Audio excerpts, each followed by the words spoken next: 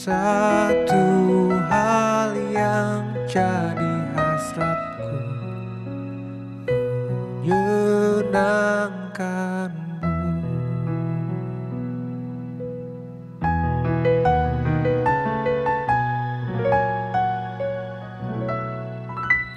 Satu hal yang selalu ku rindu, kehadiranmu.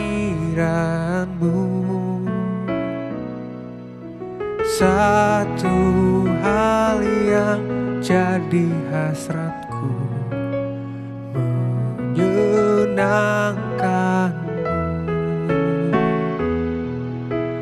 Yesus, kau dambaan,ku sujud menunggu.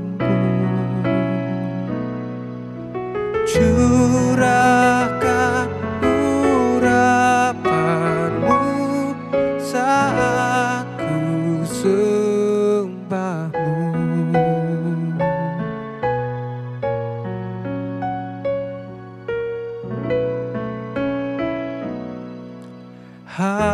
Hadiratmu melingkupiku,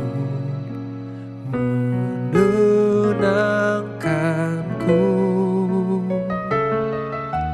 Kini ku membawa hidupku, basuh diriku. Oh Yesus, kau dambaan,ku sujud menunggu. Curahkan urapanmu saat ku sembahmu.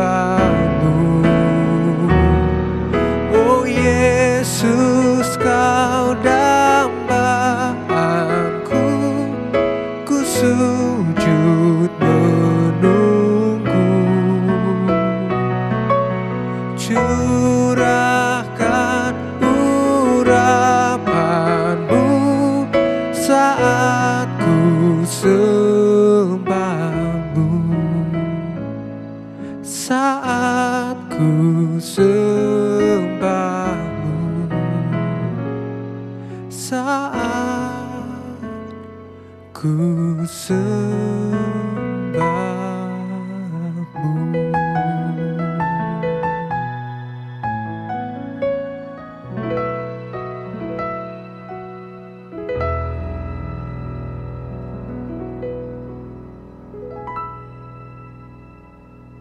Halo guys, welcome back to Roti Manis. Hari ini kita akan ngomong tentang white lies. Memang tidak secara spesifik saya akan gali boleh atau nggak boleh.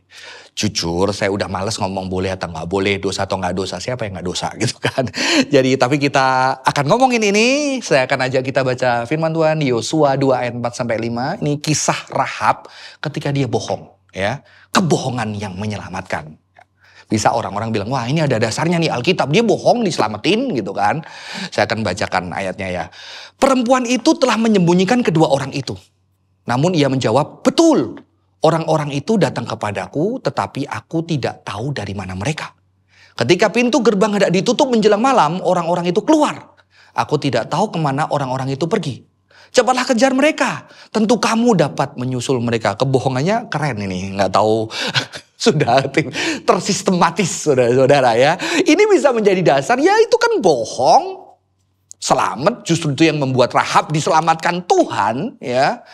Karena dia menolong para pengintai untuk selamat dari kejaran tentara musuh. Pertanyaan teman-teman, kadang-kadang ketika ada orang yang menggunakan ayat ini untuk pembenaran, saya akan bilang, Rahab itu bohong, tapi taruhannya kalau ketahuan mati sekeluarga, mati dirinya mungkin sama teman-temannya. Ya. Masalahnya kebohongan Anda, apakah mengancam nyawa Anda? Dalam arti Anda bohong untuk menyelamatkan orang dan taruhannya nyawa Anda. Atau Anda mau menyelamatkan diri dan mendapatkan pembenaran dari ayat-ayat suci supaya lebih terdukung saudara-saudara ya. Jadi itu pun kalau kita lihat di Alkitab, Tuhan silent, Tuhan tidak mengyeskan atau mengnokan dari perbuatan Rahab, tapi dia silent, tapi keyakinan Rahab lah yang dilihat, akhirnya Rahab diselamatkan. Teman-teman jujur, lebih baik kita tidak ngomongin bohong boleh atau tidak boleh, ya. Karena sebetulnya banyak orang yang sudah tahu dan tidak nyaman sebetulnya dia berbohong. Ya, dan ketika dia tidak nyaman, dia pengen berubah, tapi ternyata mereka tidak bisa berubah, teman-teman. Ya, mereka tidak bisa lepas dari kebohongan. Bahkan kalau itu sudah mendarah daging, hal-hal yang sederhana yang tidak membahayakan, mereka pun tetap berbohong. Kalau pakai bahasa saya, kebohongan ini sudah embodied, menubuh. Karena apa? Sejak kecil dilakukan berulang menjadi pola sehingga dia tidak punya cara baru. Dan ketika dia datang ke gereja, teman-teman, susah sekali ketika datang gereja, akhirnya dia tahu itu salah, tapi dia tidak bisa lepas. Ya, maka lebih baik kita berbicara bagaimana membantu orang-orang yang tahu kebohongan itu tidak oke. Dan dia pengen berubah, tapi tidak bisa. Beberapa kasus ketika melayani, saya berjumpa dengan anak-anak yang ternyata sampai dewasa, bahkan sampai sudah lulus kuliah, dia tetap berbohong, bahkan sampai bekerja, punya keluarga, berbohong. Dan kadang-kadang kebohongannya itu tidak ada alasan yang membahayakan dia, tapi sudah menjadi pola. Dan pengen berubah tapi tidak bisa. Biasanya ternyata ada pengalaman di masa lalu. Ketika, saya kasih sedikit contoh, ketika dia mencoba jujur, ternyata hidup dia malah gak nyaman. Ketika jujur kepada orang tuanya, malah dia dipukul, malah dia dikata-katain. Dan akhirnya dia mencoba cara yang berbeda. Ketika dia bohong, dia selamat, teman-teman. Dan dia mengulang-ulang kesalahan itu karena manusia, karena orang tuanya bukan Tuhan, makanya dia selamat. Dan ketika dia lakukan terus, itu sudah menjadi pola. Jadi dia tidak mengerti bahwa kejujuran itu bisa justru membuat hidup mereka lega. Biasanya kalau akhirnya kebohongan mereka menghancurkan mereka, barulah mereka sadar tapi tidak bisa lepas dari kebohongan tersebut. Ya, maka saya berpikir lebih baik kita berbicara bagaimana kita bisa menolong orang-orang yang tidak bisa lepas dari kebohongan karena sudah menubuh, sudah menyatu dengan kehidupan dia, saudara-saudara. Ya, jadi saudara-saudara, kalau dari kisah tadi kita bisa melihat ini bisa karena ketakutan. Ya, orang berbohong karena takut, berbohong, mencontek, ya tidak jujur karena takut mengecewakan, takut membuat orang yang dicintai sedih atau takut dimarah. Karena apa? Ketika kita takut, saudara-saudara, Tuhan itu menganugerahkan rasa takut. Jadi rasa takut itu adalah sebuah realita. Kita perlu bedakan rasa takut dan ketakutan. Kalau rasa takut itu adalah anugerah, karena rasa takut itu menjaga kita supaya kita tidak masuk ke dalam sebuah bahaya. Kalau Anda punya teman yang gak punya rasa takut, Anda yang takut. Kalau Anda punya keluarga yang tidak punya rasa takut, itu semakin menakutkan, saudara-saudara. Ya, rasa takut itu anugerah. Dan ternyata Tuhan membuat tubuh manusia ketika dia takut, dia tanpa berpikir cepat. Karena kalau berpikir cepat, bayangkan ada ular kobra di depan Anda berpikir dulu, oh ini kobra atau enggak? Kalau kobra bisanya kira-kira mati berapa jam? Kalau saya digigit, saya sempat ke rumah sakit. Anda sudah digigit dulu, saudara-saudara. Dipatok dulu. Tapi ketakutan itu, rasa takut itu membuat kita bisa mengambil keputusan tanpa logik secara cepat. Paham di sini? Ya, langsung cepat, otomatis, dan kita selamat. Dan bayangkan Anda seorang anak yang ternyata dengan rasa ketakutan dimarah orang tua, tahu-tahu mengambil keputusan cepat, selamat saudara-saudara. Dia sudah otomatis akan mengulang itu. Karena enak loh gak dimarahin, enak loh gak dapat masalah, dan dia akan mengulang itu. Jadi bagaimana kita bisa membantu teman-teman kita yang sudah mengalami kelepasan dari kebohongan-kebohongannya? Gak bisa cukup, kamu harus jujur, Tuhan marah. Kamu takut-takut lagi dengan marah, saudara-saudara. Ya, malah pusing sih mereka. Ya udah nanti dimarah Tuhan, tapi kan marahnya Tuhan nggak jelas, nggak real. Tapi kalau marahnya orang tua, real, langsung di depan mata gua gitu loh. Itu nggak bisa masuk, saudara-saudara. Kita perlu sebuah komunitas yang kondusif. Komunitas yang nyata. Saya akan bacakan ayat. Kenakanlah kasih sebagai pengikat yang mempersatukan dan menyempurnakan. Kita perlu kasih yang nyata ketika teman kita yang suka bohong. Ya, saya membimbing anak-anak yang suka bohong bertahun-tahun suka bohong. Susah banget gak bohong.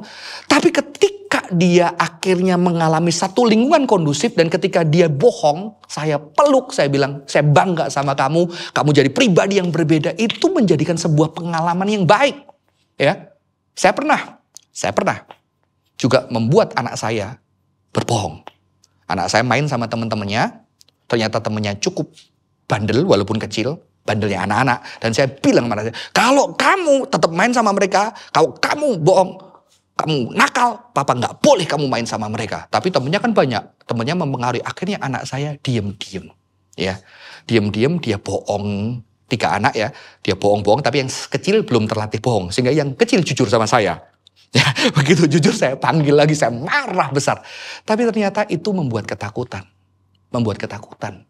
Karena mereka takut hal yang paling penting pertemanan mereka diambil. Jadi saya yang salah. Harusnya saya memberikan ruang yang kondusif ketika mereka jujur. Saya justru memberikan apresiasi kepada mereka. Ya. Sejak itu saya belajar kalau mereka jujur, thank you buat kejujurannya. Saya peluk mereka. Papa gak akan ambil teman-temanmu, tapi papa pengen gimana? Kamu kan bertiga, teman-temanmu berempat. Gimana kamu sama adik-adik bisa jadi berkat buat teman-temanmu? Yuk kita ngomongin bersama-sama. Wah, setiap itu hari situ tiap hari jujur saudara-saudara ya. Karena dia punya ruangan yang kondusif. Dan apakah gereja menjadi tempat yang kondusif untuk orang-orang yang suka bohong ini ketika jujur diterima, dipeluk dan gak apa-apa aku jadi temanmu. Kita perlu membuat gereja menjadi satu komunitas yang tidak bilang bohong dosa, lu bohong malu-maluin, lu dihukum Tuhan, lu tempat lu neraka. Tapi it's okay. Kita belajar bohong, lu belajar jujur.